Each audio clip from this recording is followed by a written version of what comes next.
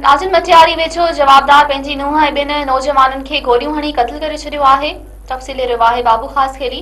जी बाबू। जी बिल्कुल तव्हांखे ॿुधाईंदोला त मटियारी भरिसां ॻोठ करम ख़ान लाशारी में सोहरे संदसि नुंहुं रज़िया लाशारी ऐं खोसा बिरादरीअ जे ॿिनि माण्हुनि खे बंदूक जा फायर करे कारोकारी इल्ज़ाम हेठि क़त्ल करे छॾियो आहे। खैबरानी पुलिस टिनी फौतनि जा लाश खणाए जेको मटियारी तहलका अस्पताल पहुती।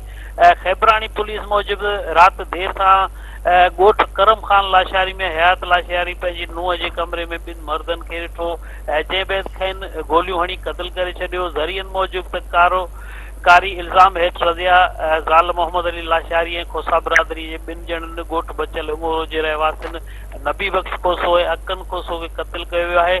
ॿिए पासे ज़रियनि मूजिब क़त्ल कंदड़ जवाबदार पुलिस जी हिरासत में आहे। टिनी लाशनि खे खैबरानी पुलिस पारां जेको तहलका अस्पताल मटियारी मुंतक़िल कयो वियो, जितां ज़रूरी कार्रवाई बैदि मक़तूलनि जा मड़ वारसनि हवाले कयो वेंदा। जी बाबू अमां जी मेहरबानी।